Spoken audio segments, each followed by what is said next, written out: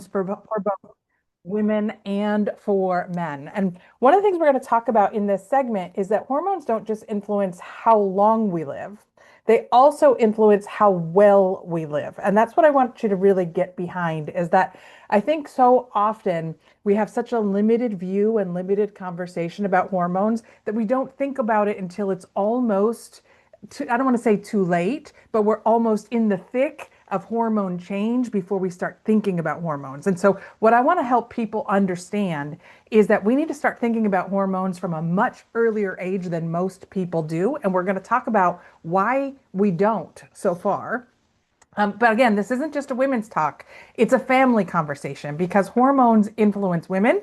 They also influence men. They influence our children, our preteens, our teens. They influence our relationships and they influence how well we age.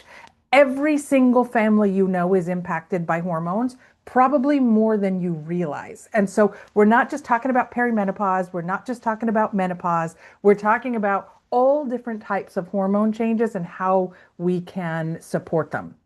So I want you to just think back to when you first started thinking about hormones, or when you hear a conversation about hormones, what kind of hormones do you think about? Do you think about puberty? Do you think about pregnancy? Do you think about hair loss? Because hair loss can be related to hormones. Skin changes can be related to hormones. Energy changes can be related to hormones. Of course, the big ones, perimenopause and menopause, are all over social media right now.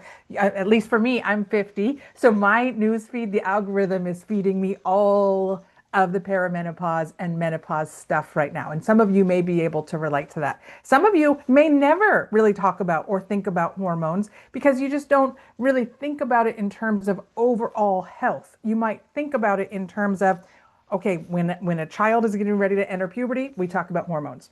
When a woman is starting to talk about fertility, we think about hormones. When a woman is getting a little bit older and starting to change, then we think about hormones. But we tend to only think about it during the periods of change when in reality, we need to think about it as a foundational component of health. So why is it so interesting right now? Why is everybody talking about hormones now? Well, what's really fascinating about it, and you may be aware of this, maybe you were not, but not until the early 1990s were women included in clinical research trials. So we're pretty young in our journey of really exploring how women's health works. Now that does not mean to say that we don't know a lot about how women's health works. We do, but the conversation has really evolved over the last 30 years. But what else has evolved is our access to information. Prior to the past 10 to 15 years, before we had these devices that we were connected to all the time with podcasts and social media and conversations going on, a lot of hormone discussions were kept very private. And a lot of our parents and grandparents, they didn't really talk about hormonal changes. They talked about it only, like, for example, when a girl was getting ready to start puberty, they'd have a talk with her, right? And when boys would start wanting to date, they'd have a talk with him about how maybe his body might be changing as he's entering puberty. But we didn't really talk a lot about these conversations publicly because they were considered taboo in some cultures to talk about. They were considered private. And now we have so much access to information at our fingertips that when somebody starts experiencing something, a change in their life or a change in how they feel, and they go on to a group and say, has anybody else experienced this? They get all of these other people that respond saying, oh my gosh, I went through that too. So I think we're at this point in being comfortable talking about hormones that we're seeing it more and more. And people are starting to understand that a lot of the things, the challenges, the health complaints, the concerns they have, even things like energy and stress, are related to hormones, and they just didn't know it before because the connection just wasn't being made for that. So people are talking about it a lot more now.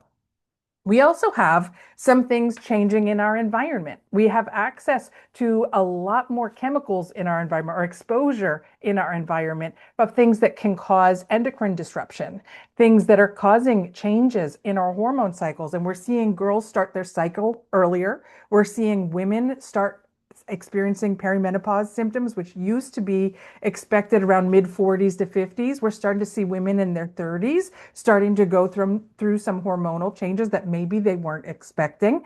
Men are becoming more proactive about aging, and we're understanding that prevention is key when we talk about some of these symptoms. So the conversation that I want to have today with you is no matter how old you are, no matter what decade of life you're in, maybe you're a teenager, maybe you're in your 20s, maybe in your 30s, maybe you're in your 40s, 50s, 60s, 70s, hormones can be part of that health conversation. But we want to talk about starting to support hormones today so that we can prepare for better aging as we get older, easier aging as we get older. So some of you might be thinking, you know what, I haven't really thought about my hormones in a while. I think about general health, or I think about weight loss, or I think about my cardiovascular health or my joint concerns, but I don't maybe understand how they all interplay with my hormones. So I want you to think about if any of these complaints sound familiar, either that you're experiencing them or you're hearing your friends and family talk about them in their conversations. Is anybody talking about feeling exhausted all the time or not being able to sleep? Or maybe they fall asleep, but they can't stay asleep and they wake up in the middle of the night and have to get up and go to the bathroom every night and they can't fall back asleep. Maybe they've gained weight and they can't figure out why, because the way that they're eating, the way they're exercising hasn't changed, or maybe what used to work to get the extra 5 pounds off, 10 pounds off isn't working the way it used to for them. Maybe your hair's getting thinner, or somebody in your life's hair is getting thinner, or you're starting to notice the texture of your skin changing, or you just don't feel like yourself, but can't quite put your finger on why. Maybe it's that your memory isn't what it used to be. And again, you don't know why. Well, all of these things can be attributed to some changes in hormones, and we're going to talk about that. A lot of times in the past, these would be chalked up to it's just part of getting older. But it doesn't have to be a part of getting older, because sometimes we just need more support. Very simple things that we can do through lifestyle to support our body through some of these changes as we get older. We can focus on doing things to improve our sleep. We can focus on providing better nutrition for our body. We can focus on better stress recovery or better movement or more targeted nutritional support, which is what we're going to really talk about today. But simple things like better sleep. There are things that you can do that can help you improve your sleep. As little things like, all of us have things plugged in our bedrooms, right? Whether it's even a power strip, and the little light on the power strip that tells you power is coming to the power strip is light pollution. And we want to have our room as dark as possible. How many of you have ever gone to a hotel before and the smoke detector's like blinking and it keeps you awake because you're used to being in a darkened room, and when there's even a little bit of light, it just disrupts your sleep cycle. Maybe you keep your room too warm, or you might need to just lower the temperature in your room a little bit to be able to sleep better if you're really hot at night. Maybe you need to turn the screens off an hour or two before bed so that you can start winding down, and maybe just read a book instead of doom scrolling on your phone while you're laying in bed to be able to get better sleep. Focusing on better nutrition, of course, we always want to talk about food first and making sure that we're eating healthy food options, but we can support our health with dietary supplements as well, and we'll talk about that. And sometimes just by focusing on those two things, making sure we're eating better and making sure we're sleeping better, automatically that helps us deal with stress better. But better movement can also help us with stress. Even little things like taking a 10-minute walk after each meal. I'm not saying you need to go out and run a marathon. I'm not saying you need to go out and do a full walk. Of course, you do want to be exercising as well. But even taking a 10-minute walk after each meal, or going up and down, if you have steps in your house, going up and down your steps a couple of times after each meal can change the way that your body responds to the sugars in your food. It can blunt the glycemic impact of your meal by you getting better movement, right? So you can support insulin, which also has a big role on all of our other hormones. So we're going to talk about that. The conversation doesn't just have to be about aging. Conversation doesn't just have to be about male or female and those types of hormones, but really about wherever you are in life, giving your body what it needs to thrive. So I want to ask you this as well. Have you ever noticed there are times in life when you're under stress, right? We all have stress in our lives for different reasons, sometimes at different phases, sometimes, but oftentimes when we're under a period of stress, we don't sleep well. And when we don't sleep well, then we start to notice that we start craving foods that maybe we didn't crave before. We start craving more sugar. And then because we eat foods that are higher glycemic or make poor food choices with higher sugar, we start to get the blood sugar spike and then the energy crash that comes after it. And then we get a little bit more irritable. We're not as patient with others, and sometimes we're not as patient with ourselves. Then what ends up happening is this cycle begins to magnify. It starts with not sleeping, adding more poor food choices, adding more energy crashes. Then maybe we add in more caffeine. We get more irritable. We get more impatient. We get hungrier than usual. We crave more carbs. Our workouts feel harder. It's easier to skip the gym because we're crabby and we can say, I've got so much going on. I'm stressed. So we don't work out as much as maybe we wanted to. And next thing you know, once this cycle continues to progress, we end up with less motivation. And it's not a willpower thing, guys. This is all tied to hormones because sleep influences the hormones that regulate appetite. Sleep influences the hormones that regulate our cravings, and sleep regulates the hormones that impact our metabolism. So I want you to think about how all of these things are connected. Is this making sense to you? I just want to check in with the chat. Does this sound familiar? Is it making sense to you? It's a little bit different than just diving in and talking about how perimenopause changes things or menopause changes things. This can impact everybody, not just you, but also all of your potential customers, your friends, and your family members that you want to help and to be able to support with their health as well.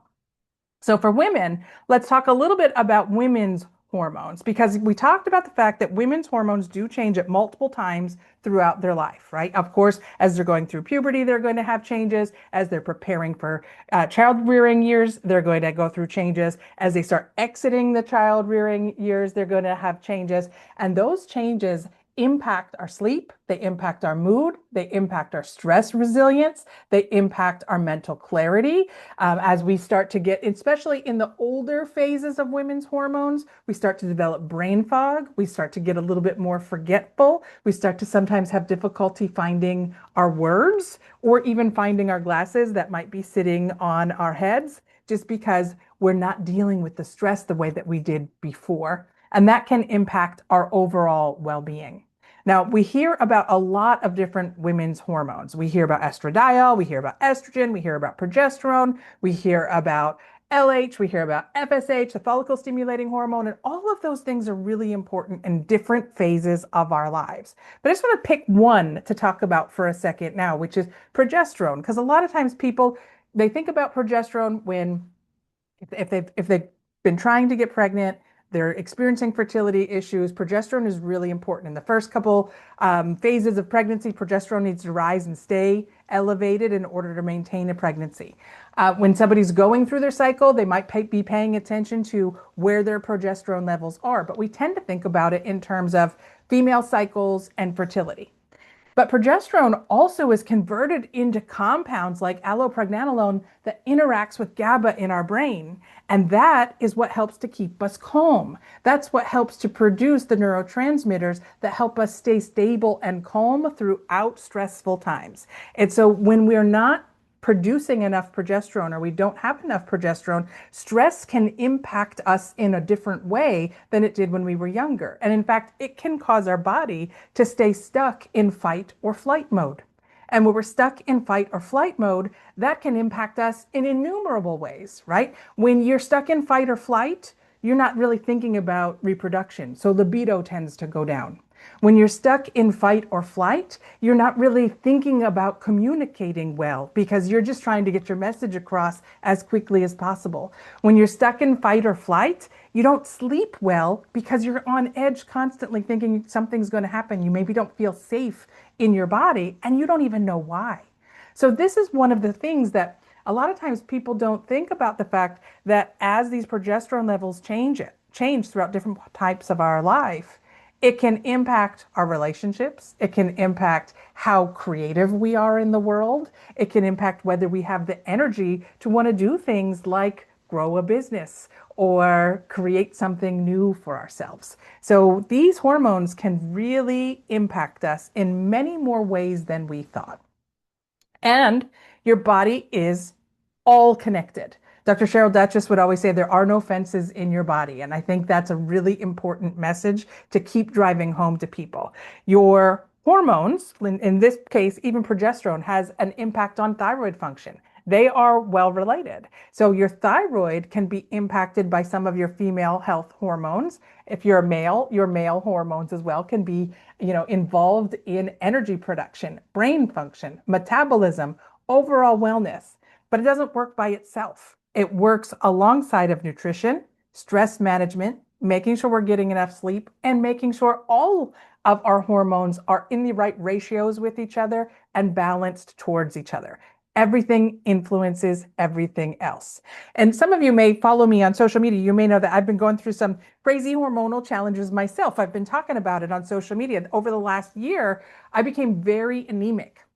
I had no idea. Now, I teach nutrition for a living, right? And so I know the importance of iron in different pathways, but I didn't realize how low my iron and ferritin levels had gotten. And as a result, my thyroid levels were going way off. And I had my thyroid removed in 1998 due to thyroid surgery. So I've been on thyroid medication for 20 plus years. I'm very well aware of how to maintain proper thyroid levels through medication for myself. But what started happening as my iron levels were getting depleted as I was changing, going through certain changes in life, and my iron levels were going down, my thyroid hormone could not be converted to the appropriate ratios and the appropriate format. So low iron also meant low thyroid. Low thyroid also meant low progesterone. And this whole cascade started happening that made me very aware of this. What's fascinating to me about that is I started talking to my mom. My mom was like, "Oh, I went through the exact same thing when I was your age." And I'm like, "What?" I had no idea because, again, this is one of those things that we didn't used to talk about. When my mom was going through all these health challenges, when I was in my teens and 20s, she didn't talk about it with me. And then she shared with me, "Yeah, your grandma went through the same thing too." And I'm like, "Why did nobody tell me?" Right? So I'm super passionate now about trying to get people to understand that people in your life, this is normal. We can talk about it. And all of us are impacted by crazy things that happen to our hormones sometimes. So when we talk about healthy hormones, we're never just talking about one hormone. We're never just talking about one phase of life. When somebody says something to you like, "I just don't feel like myself anymore," it could probably be that they have some hormone imbalances going on. And we could be talking about all kinds of hormones. We could be talking about thyroid hormones. We could be talking about blood sugar hormones. We could be talking about reproductive health hormones. But all of them, no matter which ones we're talking about, are related to the quality of our sleep. They do influence our mood. They do influence our energy. They influence our metabolism, and they influence how well our body handles stress. So when we start talking about hormone support, I want people to start thinking about hormone support is whole person support, right? So I'm going to give you some simple things that we can do through different ages to help support that. Of course, nutrition is key across the board. Sleep, you've heard, I'm going to say it over and over again. Sleep is key across the board. And this is something that if you knew me 20 years ago, my motto back then was sleep is optional. I no longer feel like sleep is optional. I've wizened as I've gotten older and I understand the importance of sleep. Sleep is non-negotiable and you need to have a good sleep health routine. Movement is non-negotiable. Even if you have physical health challenges, getting up and moving in any way that you can, even if it's a slow walk, is going to be helpful for you. Stress management, we need to support healthy circulation, we need to support cellular health, and we need to work on providing nutritional supplementation that works together. So let's talk about as we get older, how can we, whether we're in our 30s, we're 40s, we're 50s, 60s, 70s, how can we create a healthy foundation for ourselves? In our younger years, when we're talking about kids, teens, into the 20s, we have incredible multivitamins that are great foundational support. right? We have daily essentials, which are a great foundational support, especially in those early decades of life. But as we start getting into our 30s, 40s, and beyond, we want to go a little bit beyond and focus on helping support things like coenzyme Q10, making sure we're getting enough vitamin D3 with K2. Did you know that our Isotonics Essentials anti-aging packets have more than a full serving of our Isotonics vitamin D embedded in the packet? It's already included in the packet for you, as well as magnesium, active B vitamins. And this is an incredible foundational product in a simple, great tasting packet that supports healthy aging, brain health, energy and stamina, bone and muscle health, cardiovascular health, and antioxidant defense. So whether you're male or female, if you want to concern about supporting hormones as we start to age, the anti-aging essentials is really great for doing that. Of course, there is no OPC3 in the anti-aging essentials, so we want to add our Isotonics OPC3, which is our #1 selling product, into that regimen mix. OPC3 is great for all ages as well. It supports healthy circulation, it supports healthy blood vessels, supports cardiovascular health, healthy complexion, joint flexibility, and is a super powerful antioxidant. Just one of the featured ingredients in there, pycnogenol, is a very special trademarked version of French maritime pine bark. And pycnogenol has clinical studies, human clinical studies on PMS. It has human clinical studies on mood support. It has human clinical studies on cardiovascular support, circulation, hormone support. And so if you take the Isotonics as daily essentials or the anti-aging essentials, if you're a couple decades older, and combine that with the OPC3, it's a really strong foundation for supporting hormone health, no matter whether you're male or female, no matter what age you are, right? But then when we start getting a little bit deeper, we want to start thinking about at different stages of life, we may need targeted support. And women's needs change throughout life, right? But some of the same ingredients can support women's hormones at different stages of life, whether we're talking about supporting monthly cycles and things like PMS and cramping or moodiness or tenderness, or whether we're talking about supporting the healthy circulation that we need for pregnancy, whether we're talking about postpartum support, perimenopause support, menopause, or healthy aging. Our needs change, but some of the same nutrients can support those varying needs. So we have an Isotonics Essentials women's health packet. I personally alternate. My own regimen is I alternate between women's health and the Isotonics anti-aging essentials, and I take OPC3 every day. I absolutely love all of these products. Women's health can be taken by from teenage all the way up, but it really helps to support healthy skin, collagen, bone health, cardiovascular health, cognitive health, immune support. It has calcium, it has pycnogenol, it has iron, a really great, highly bioavailable iron in there. I did not take this for a long time when I first started, right? And so I had years of iron depletion and not being able to utilize iron well. Now I really understand the importance of supplementing with iron as needed at this different phase in my life. So I get some really great iron from this particular Isotonics Essentials packet, which is also great. And then we have for supporting additional needs of women for hormone balance, mood, PMS, somebody's experiencing hot flashes or night sweats, we have Solein Feminine. Now, if you've been with us for a while, the bottle looks a little bit different. We've recently rebranded. This used to be called Prime Feminine. It's now called Solein Feminine. I just love the branding of it. The brand name Solein, if you're not familiar with the brand story, the sol comes from the sun. Selene is referencing the moon in Greek language. So the combination of Sol and Selene is how they came up with Solein, which is really just talking about the different phases in women's life and how they go through the natural cycles. There's black cohosh in here, there's chasteberry, there's soy isoflavones, there's dong quai, all the things that we need to support having a healthy hormone balance for women. But men need health hormone support too, right? Men who are going through hormone changes may experience changes in their energy. They may experience changes in their libido. They may experience changes in the thickness of their hair. They may experience changes in their strength or their performance, right? They may all of a sudden get concerns about prostate health.